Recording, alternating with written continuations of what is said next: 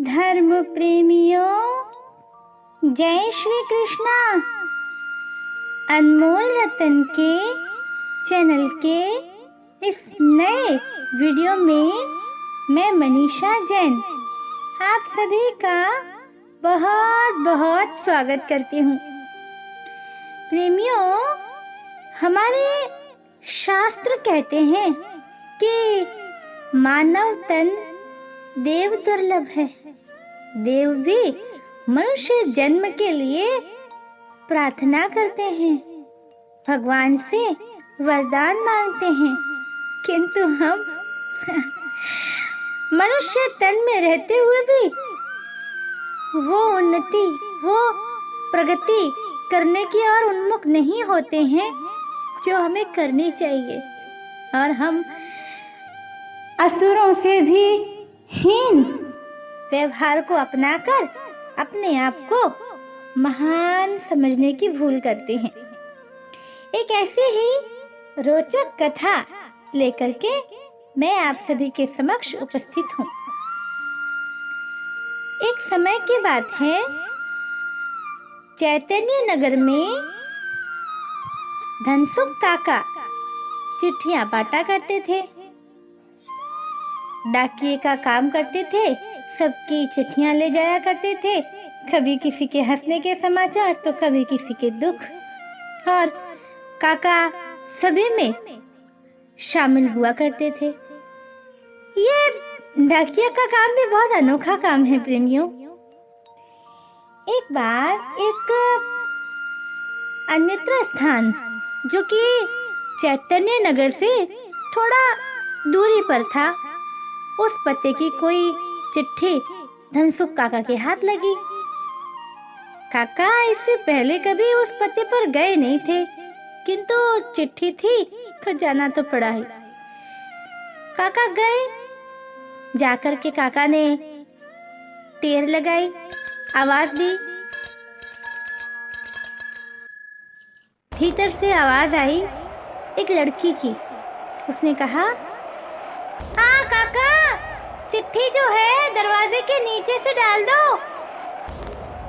काका सोचने लगे, अरे मैं इतनी धूप में इतने कष्ट सहकर के चिलचिलाती हुई गर्मी में चिट्ठी देने आया हूँ, और ये महारानी है कि बाहर भी नहीं आती और अंदर से ही आवाज दे रही है कि दरवाजे के नीचे से डाल दो।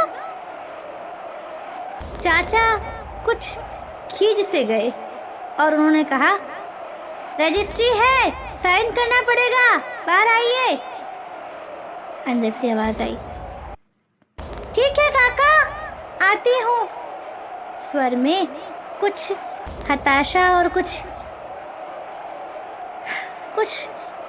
दुख भरी बात थी। बहरहाल, जब मनुष्य का मस्तिष्क क्रोध में होता है तो उसे कुछ भी समझ में नहीं आता। काका का भी यही हाल था। करीब 5 मिनट बाद दरवाजा खुला। काका दंग रह गए। एक 10-12 वर्ष की लड़की बाहर आई, जिसके दोनों पैर कटे हुए थे, और वह खिसकते खिसकते बड़ी कठिनाई से बाहर आई। काका ने देखा तो देखते ही रह गए और क्षोभ से भर गए। कैसा मनुष्य हूं मैं। बहरहाल, काका ने वो चिट्ठी उसके हाथ में थमाई और लड़की ने पूछा, लाइए काका, कहाँ हस्ताक्षर करने हैं? काका ने अमुक स्थान बताया। लड़की ने हस्ताक्षर किए और काका चले गए। काका पूरी रात्रि उसी लड़की के विषय में और अपने द्वारा की हुई भूल के विषय में सोच रहे थे। बहरहाल, समय बीतता गया। 5-10 दिन बाद उसी पते की एक और चिट्ठी काका के हाथ लगी। काका पुनः उस पते पर गए और वही आवाज दी।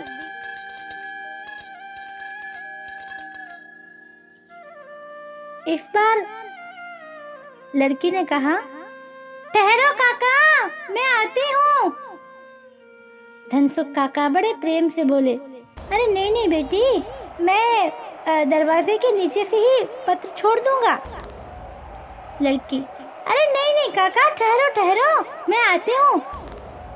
उसके स्वर में एक विचित्र सा उत्साह था।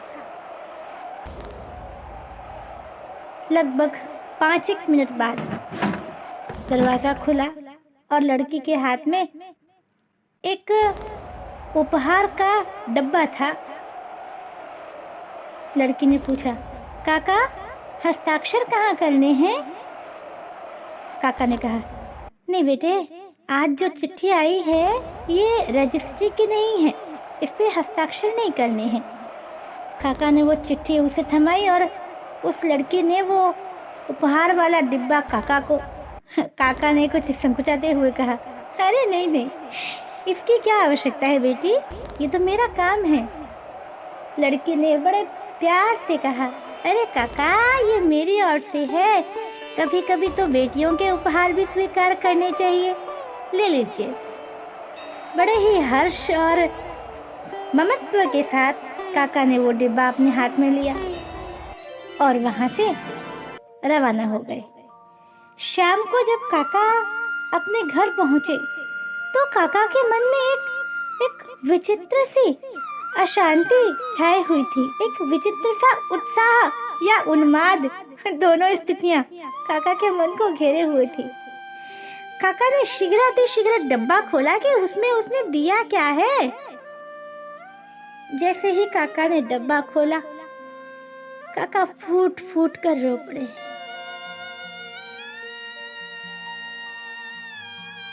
उस डब्बे में काका के लिए चप्पलें थी। काका सदैव नंगे पांव अपना कार्य किया करते थे, क्योंकि निर्धनता की चादर इतनी फैली हुई थी कि यदि जूते पहने जाएं तो रोटी कहाँ से खाएं। अचानक ऐसा उपहार देखकर काका का हृदय प्रेम और ग्लानि से भर उठा।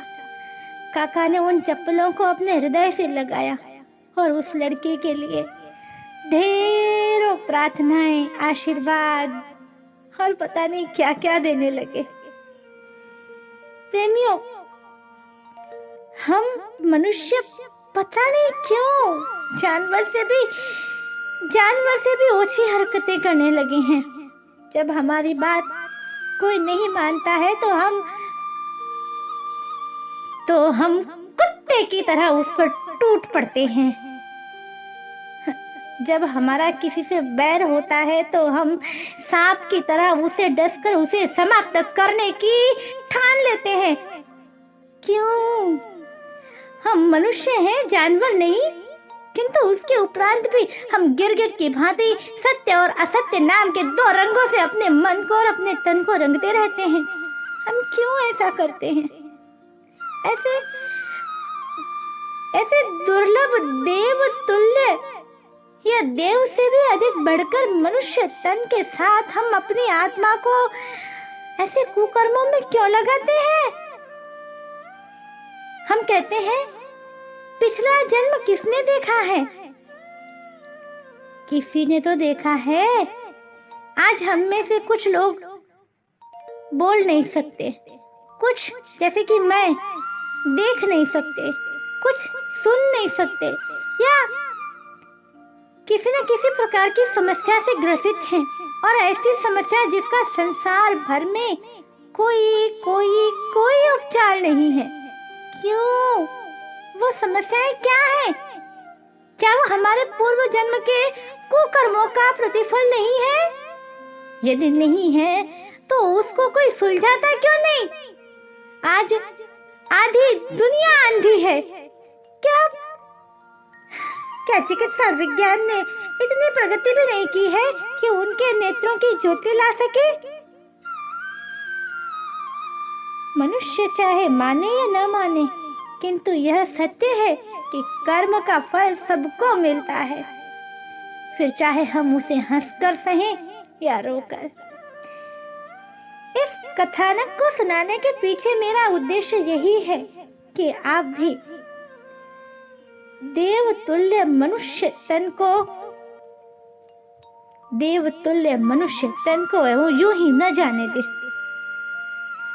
ऐसे कार्य कीजिए जिससे मनुष्य तन की प्राप्ति साकार हो सके और जीवन मरण के चक्र से अपने आप को मुक्त कर सके, संवेदनशीलता ला सके, मनुष्य हैं तो मानवता ला सके। हमारे सामने ऐसे कई उदाहरण हैं जो बहुत दुखी हैं, बहुत परेशान हैं, जिनको हमारी सहायता की आवश्यकता है, परंतु कुलक्षणी मनुष्य देवतुल्यता के गुण लाए कहाँ से? आज मानव दानव बन बैठा है। मेरा आप सभी से विनम्र अनुरोध है, दानवता को छोड़ मानवता की ओर अग्रसर होइए और ईश्वर को इस बात पर गर्व करने हेतु विवश कीजिए कि हाँ, हम मानव उसकी संतानें हैं। यदि मेरे शब्दों से किसी को कष्ट हुआ हो, किसी के मन को ठेस पहुंची हो, तो मैं दोनों हाथ जोड़कर क्षमा प्रार्थी हूँ। किंतु मानो न मानो, मेरी बात नहीं सत्य है। इसी के साथ मैं मनीषा जैन अपनी वाणी को विराम देती हूँ। जय श्री कृष्ण।